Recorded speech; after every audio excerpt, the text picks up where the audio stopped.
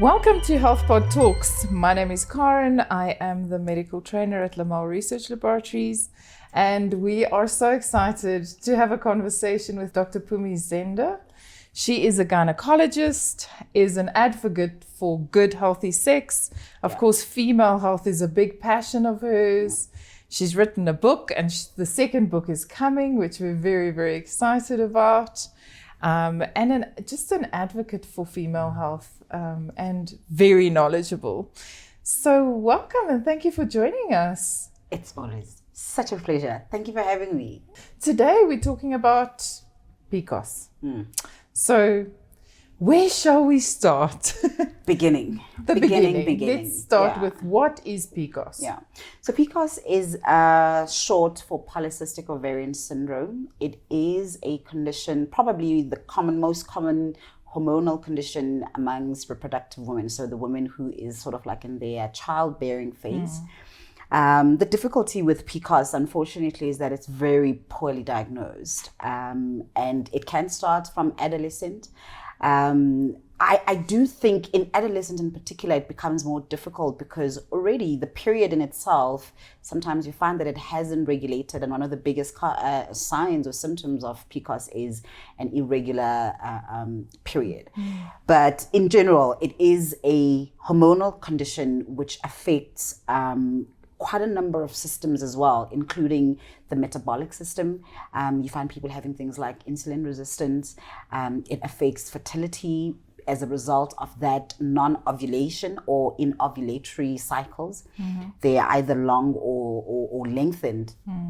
And the other problem is obviously with the increase of the androgens, or what we call the male hormone, which is the testosterone. And that will have other symptoms as well, things like balding, things like acne.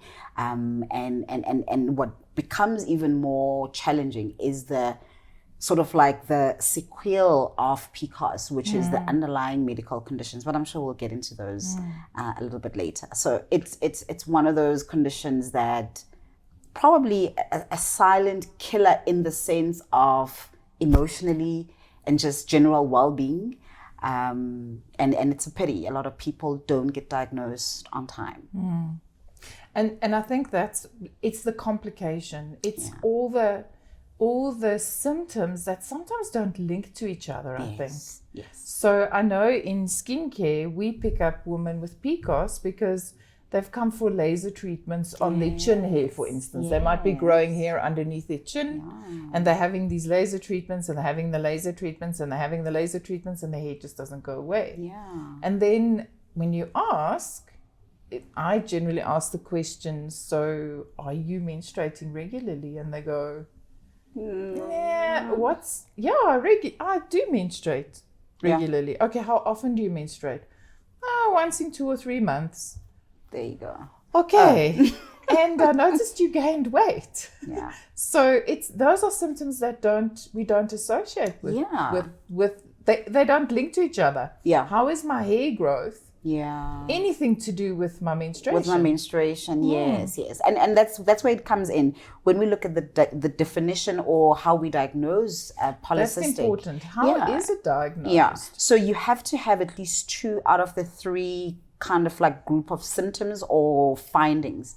The first one being the high androgens. That high androgens can either be looked at either through blood tests, so checking testosterone, or they may be seen as a manifestation in terms of physical symptoms. You spoke about hair, or what we call hirsutism, the acne, that those could be the symptoms. Then the other one is then oily skin, yes. So you've spoken about menstruation now and cycle and days. How do I count the days? How do I know how long my cycle is? Right. So a normal cycle should be anything between 21 and 35 days. Anything longer than that, then it's abnormal. And I often encourage women and their partners, please partners, learn the cycle too, to say that we shouldn't be saying it's a monthly cycle. Months differ in terms of how long they are. Some are even much shorter, like February. And it would frustrate a woman, for example, who has a short cycle, like a 21-day cycle, because they might have a period twice at some point.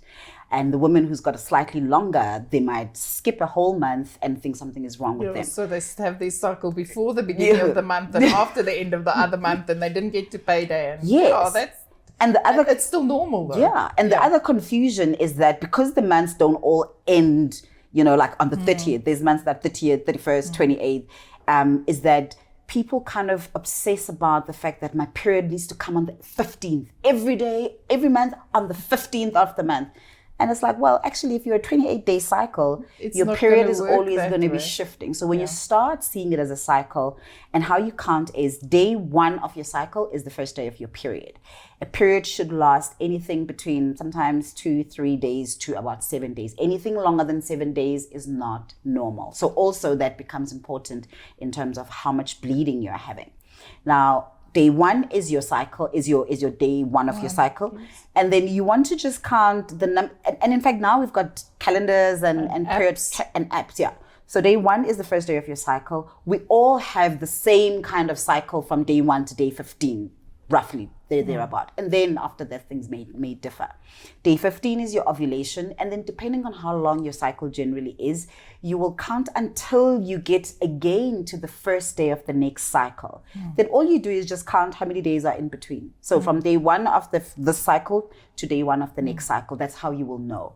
And I think there's a real science behind it, but I don't think we should get too obsessed about, not too technical. Like, what, it has to be like exactly 28 days. And it will vary. It will vary. With stress, Sometimes it will be a little bit, you'll have day 29 or 30. But exactly. Yeah, as long as you're staying within that routine. Kind of that routine, as long as you are menstruating, but things like the pill can affect it. I know that there are now pills that take away your cycle completely. Well, absolutely. In fact, you get women who are like, I don't want to see my cycle. So they skip that, what we call that placebo, the non-hormonal, depending on the type of pill they're on. They will skip that. If they're on an intrauterine device, a hormonal intrauterine device, they won't see much blood.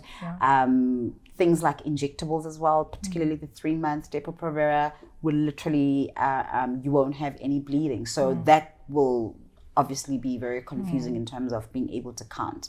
But it's also good to know that it's normal if you're using any of those contraceptives not to have a period, and that there's no blood building up somewhere in your system.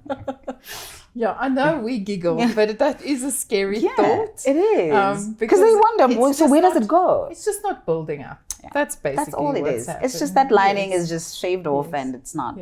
So if you're not using, so the big thing to realize is if you're not using a contraceptive that is controlling your cycle, that if your cycle is anything longer than 35 days, 38 days, 35 days, we need to start asking questions. Or if it just spontaneously goes away, it's maybe a good idea to come and see your gynae. Absolutely. Or if you don't have a gynae, go to your GP, because they will check on that as well. Particularly if it's consecutive for 3 months, because sometimes you might have a little bit of a snag with things like, weight gain, with stress and so on. But if it's happening consecutively or regularly over and over, absolutely, definitely. We need to check on that. Yeah.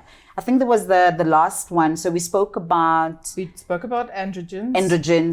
Funny hair growth. Yes. We spoke about the menstruation. Acne. We've spoken about and then the third one. The third one, you will not know about this one because this only a gynae is likely to pick it up.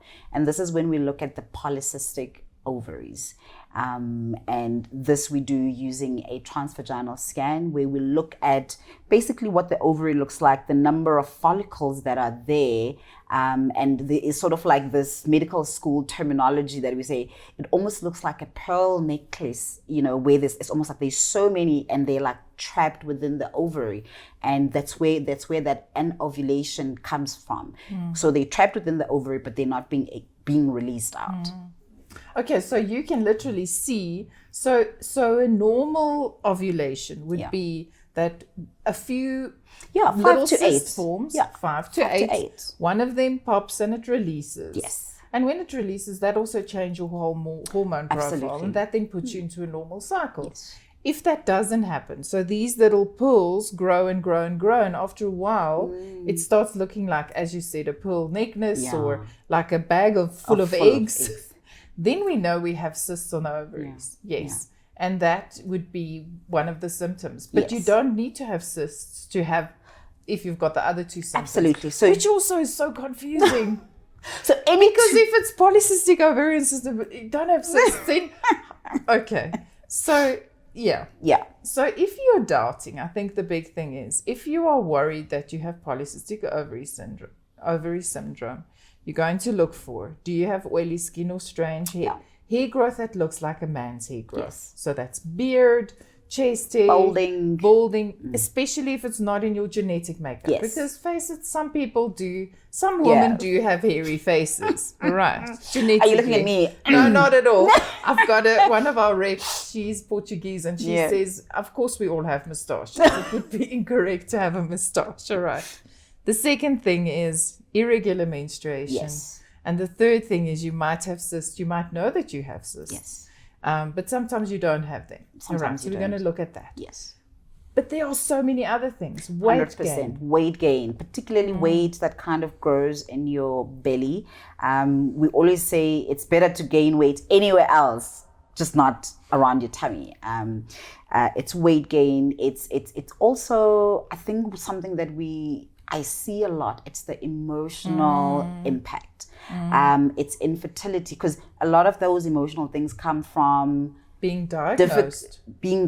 Or sometimes you find that people are not being diagnosed, they're just struggling to fall pregnant, and that's how we pick up there is an underlying, traumatic. It can be traumatic.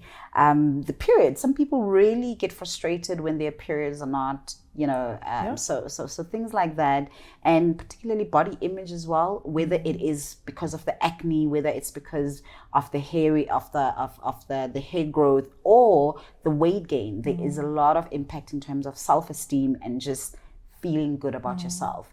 And then I think those are the ones that we kind of see overtly. But, the older you grow as well, you start being predisposed to things like type 2 diabetes, if you not already have it. Type 2 diabetes, hypertension, risk of having a stroke, and so forth. So it's almost like this constant, it's incurable, although it can be managed. So for those people who have not been diagnosed, who don't know, sometimes it's just a perpetual sort of like syndrome that's ongoing, one complication after another, and I think it's something that I'm so glad we're having this conversation in particular. I can talk about my daughter. So she was actually diagnosed very early.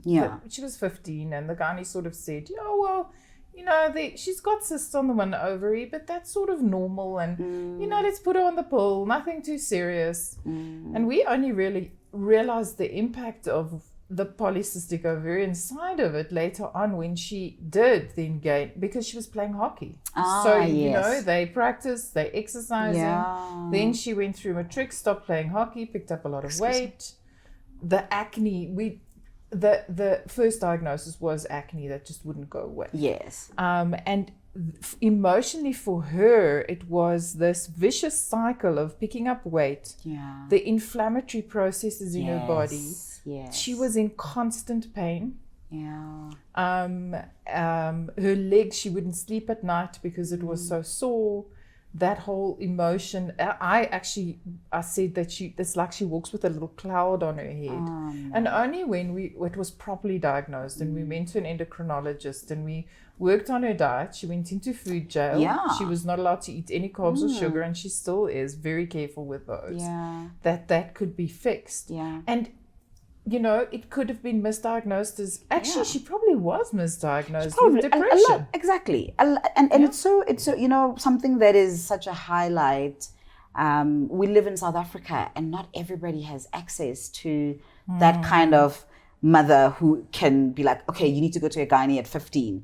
Not everybody has access even to go and see a gynae, let alone just being aware that something is actually wrong with my body. And so it's so important to have the conversations, because it helps particularly those who maybe on the sidelines and may not necessarily have the access to get to those places or even be aware that they need to. So you did good, mom.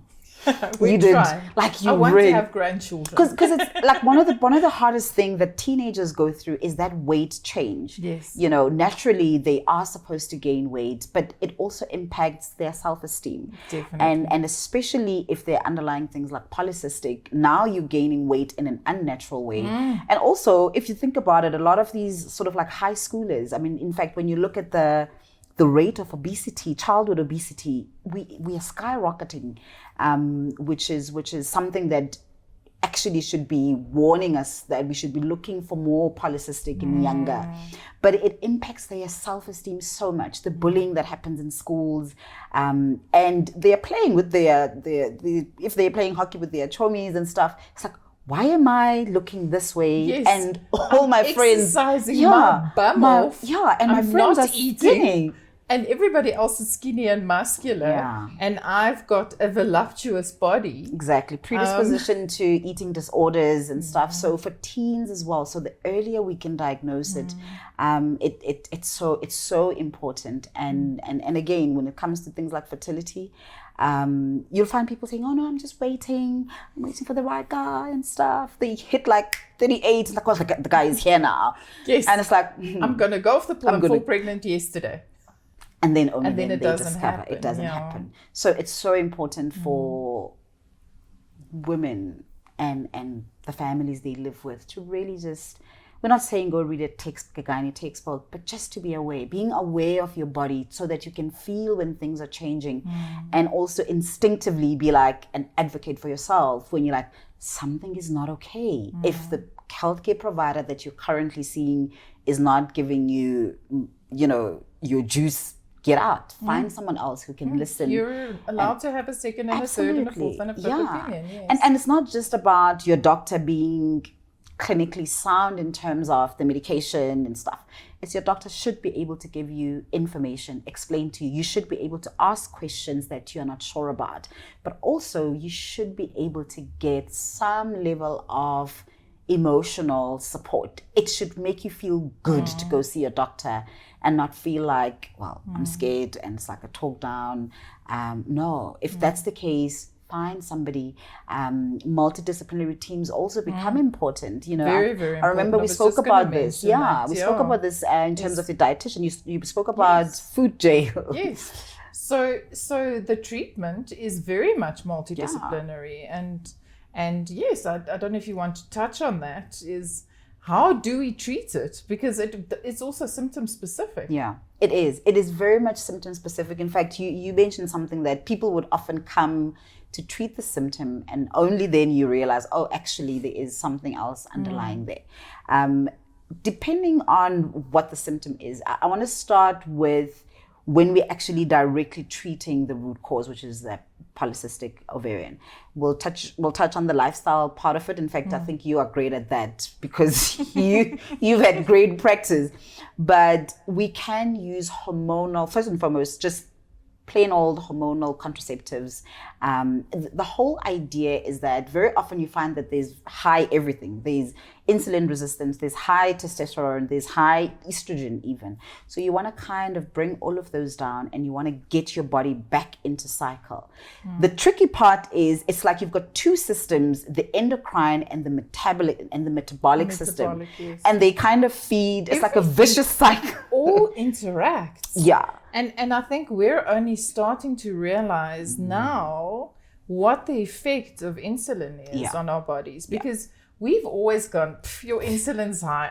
You've got insulin resistance. You'll be fine. Your glucose is okay. Don't worry about it, But I think we're now realizing that this insulin, this little insulin, other problems is driving a whole lot of things. Yeah. But the pill will help to, or a specific contraceptive. Just particularly the combined contraceptives, combined contraceptives is where we generally would go first and foremost. But you do get other sort of like fertility medications, particularly now when you're looking at people who are trying to fall pregnant. So you want to get them to ovulate more.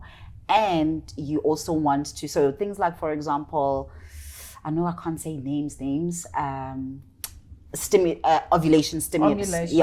Stimulants, okay. right.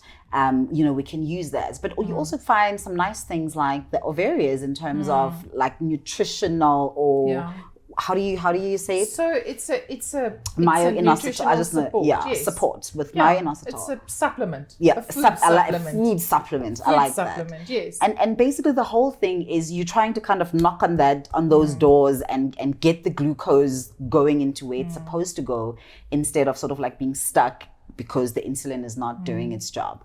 But over and above that, then you can treat sort of like the symptomatic things, which, if you're thinking about hair, you spoke about laser. If you're thinking about weight, you have to have, I think sometimes everybody wants to DIY diet and so on. You actually need a dietitian at best. If possible, let's get an endocrinologist involved as well, because there's a lot that we look at in terms of your blood work and see how things are balancing out. Sometimes we do even use sort of like from the I call it from the our internal medicine people. Yes. So things like, for example, the natural health alternatives.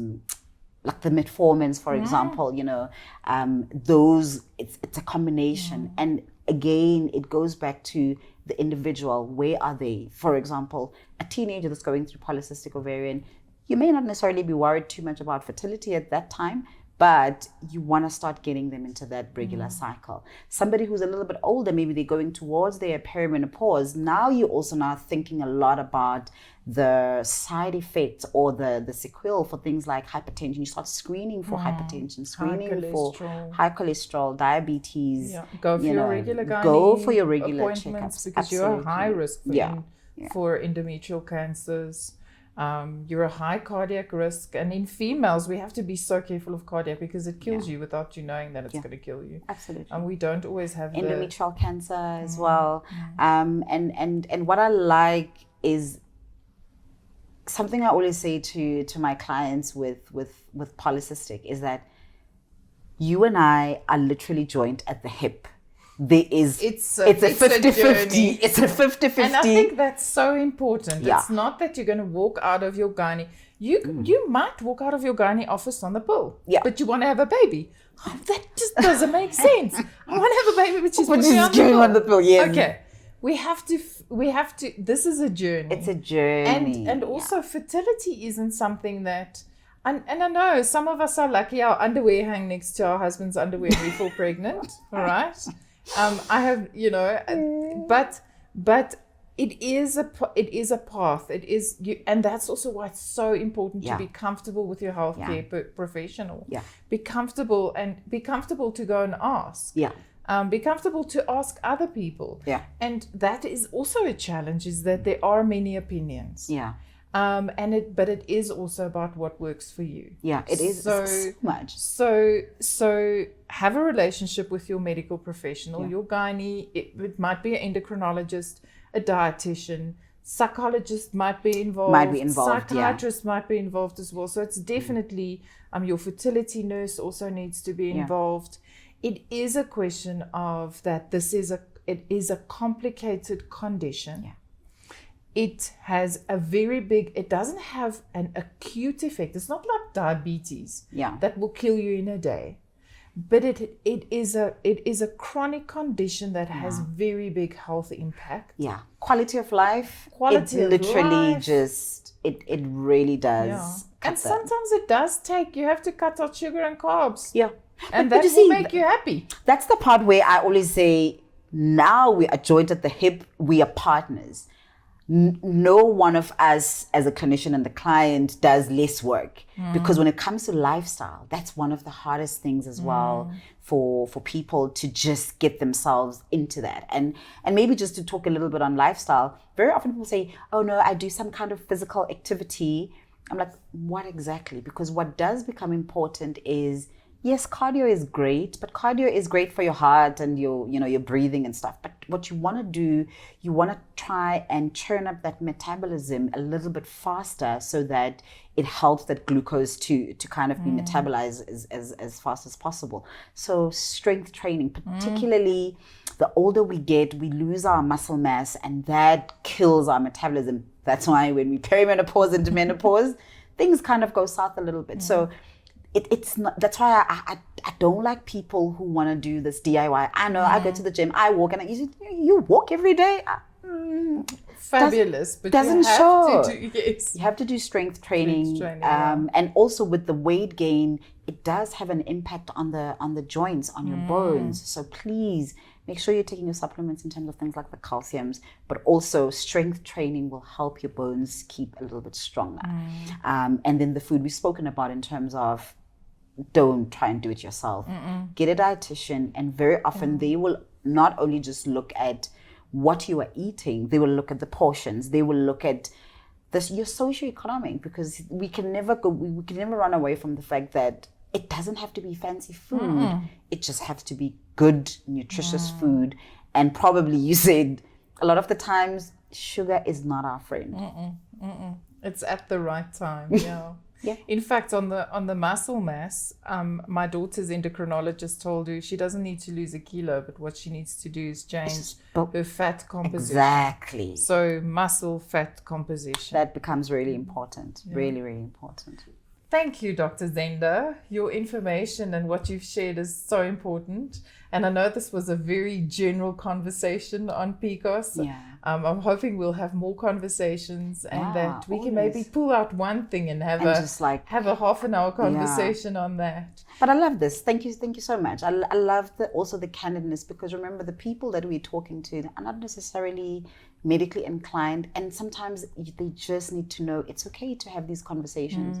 If you're wondering anything, it's okay to have these conversations. They don't have to be super clinical. As long as you understand, this will give you sort of like a good idea in terms of where to look for information and what to look out for.